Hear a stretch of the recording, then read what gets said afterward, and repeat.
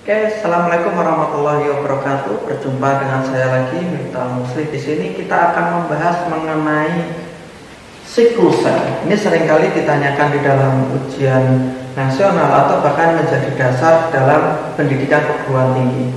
Nah, siklus sel ini akan dibagi menjadi satu adalah fase G1, kemudian di sini ada fase S atau fase sintesis. G1 ini singkatan dari growth 1 ya. Kemudian fase S ini singkatan dari fase sintesis. Kemudian fase G2 ini adalah fase growth 2. Kemudian fase M. Dari fase G1 ya sampai fase sebelum M ini disebut sebagai fase interfase. Lalu apa yang terjadi ketika di dalam fase G1?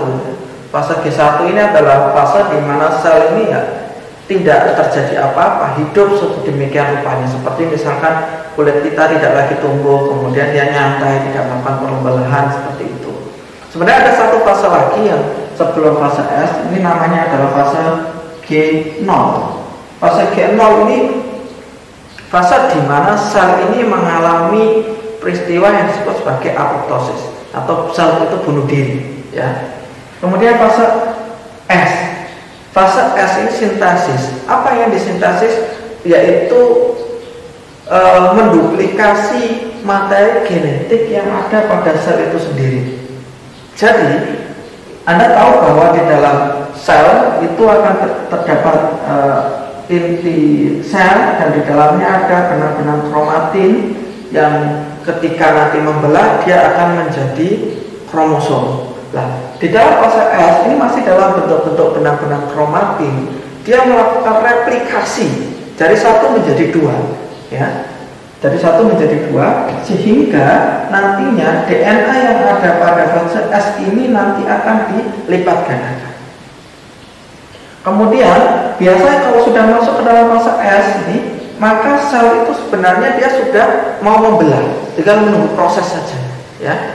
Nah, kemudian fase G2, growth 2 atau pertumbuhan 2. Ini ibaratnya ketika orang mau pindah atau orang membelah, sel ini seperti apa yang terjadi? Jadi selnya di sini mempersiapkan pembelahan segitunya dengan penambahan organel-organel, ya. Ini penambahan organel-organel dengan harapan nanti kalau dia membelah, maka organel anakan satu dengan anakan yang lain ini dia akan tercukupi. Jadi fase. Jadi ini lebih cenderung ke penambahan organel.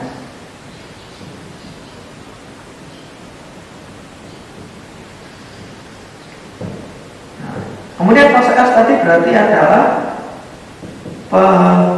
pelipat gandaan materi genetik.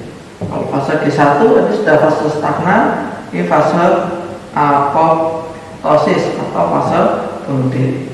Lalu fase M ini adalah fase krusial di mana sel itu membelah, di mana M ini terdiri dari mitotik atau meiosis. Tergantung tepatnya. Ya. Kalau mitotik, maka di situ terjadi pembelahan sel secara mitosis.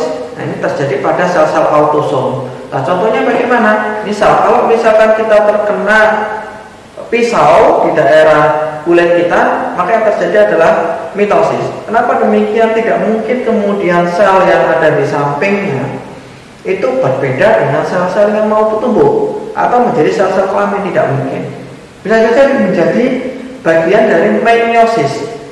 Artinya apa? Terjadi pada sel-sel reproduksi. Biasanya pada sel-sel kelamin, testis, atau ovarium. Itu saja penjelasan dari siklus sel ini. Mengenai pembelahan sel, nanti perbedaan mitosis sama meiosis akan dibahas lagi mengenai di video selanjutnya. Mohon like untuk perkembangan channel. Jangan lupa juga subscribe maupun komen. Saya tutup. Assalamualaikum warahmatullahi wabarakatuh.